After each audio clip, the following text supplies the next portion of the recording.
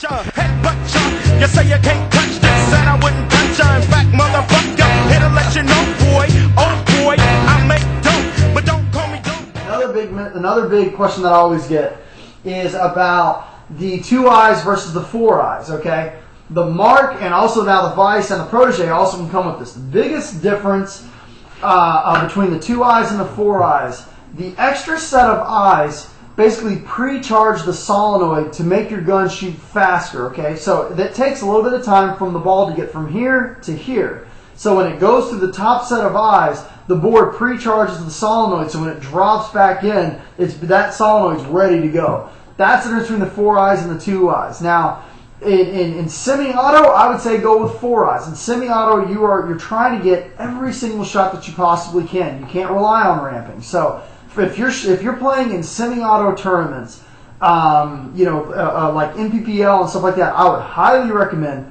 get the 4 eyes, get the Tadao board. If you're playing in just the PSP tournaments, the stock 2 eyes with the stock Frenzy board works just fine. That's what I personally use. But when I go and I play in the NPPL setting or semi-auto setting, I go to 4 eyes with the Tadao board. So that's the biggest difference between the two. Semi-auto, Tadao board with the 4 eyes, PSP, 2 eyes with the Frenzy board is what I personally recommend.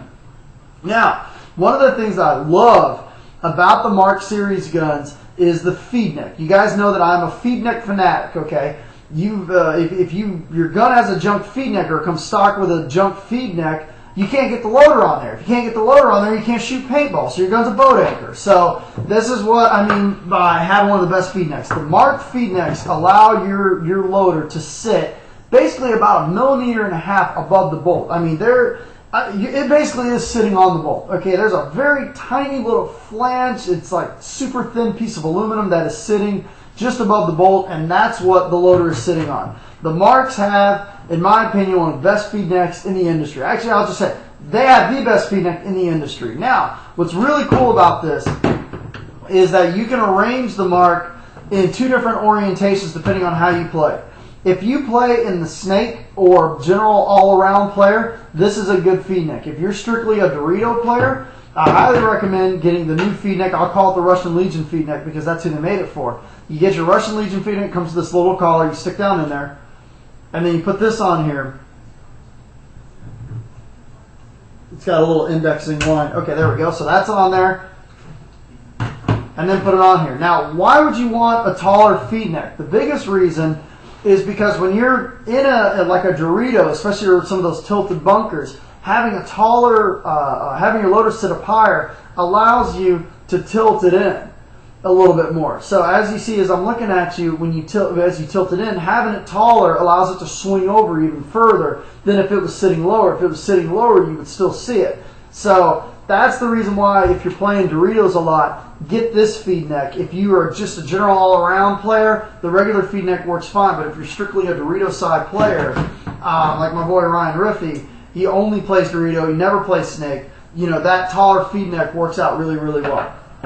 Okay, now that we've talked about all the different ones, we showed you the pictures of the Mark 6, the Mark 7, the Edge, the Rapper Limited Edition, the Russian Legion, the Close of the Dark, and we talked about the pillow bolt and the LPR notch, the different barrels and the different eyes and the different boards.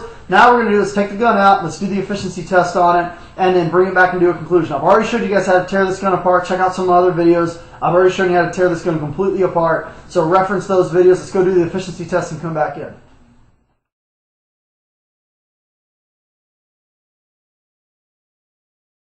It's Mike with TechPB, and we're about to do the efficiency test on the Mark 6. And we're here with Jim Anderson, the field manager of Cone Sports.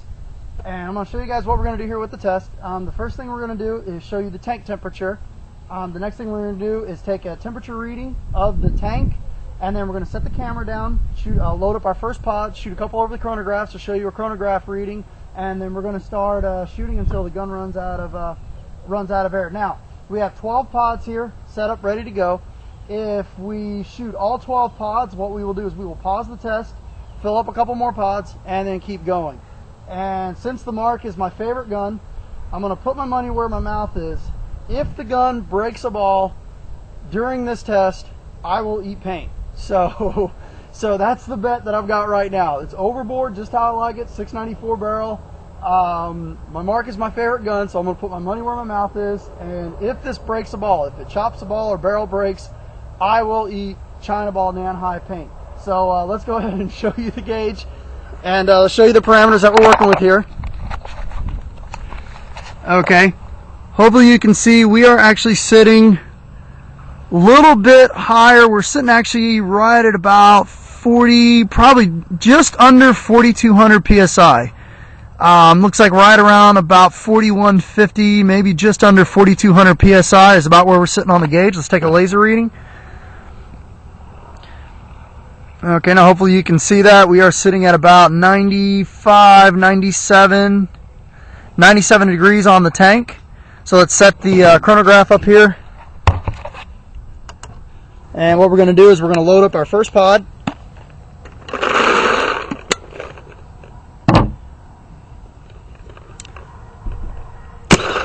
$297, 304, 305, 307, 301, 297, 308. Okay, so we're sitting just a hair over 300, so let's go ahead and set the camera up and start the test. Okay, we're going to set the camera up. And we got our first pod in there. Go ahead.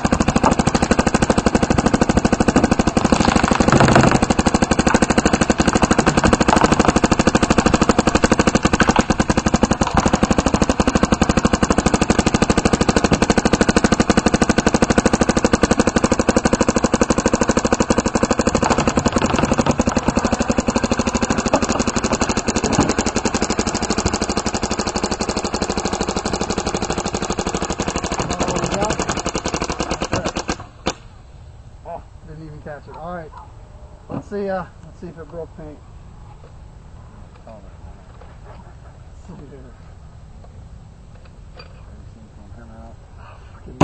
All right. It looks like we had one barrel break. So as promised.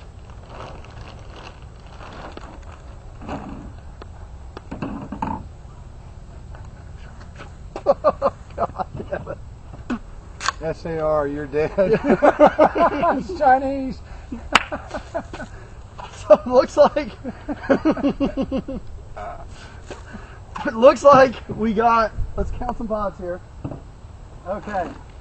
We got about halfway through that that last pod, so we got 1, 2, 3, 4, 5, 6, 7, 8, 9, about 9.5 pods on the Marq, shooting at about 301, 302 feet per second. And let's see here, we had a tank temperature of about 97, filled up to just under 4,200 psi. And I need to go get something to drink because that was nasty. So.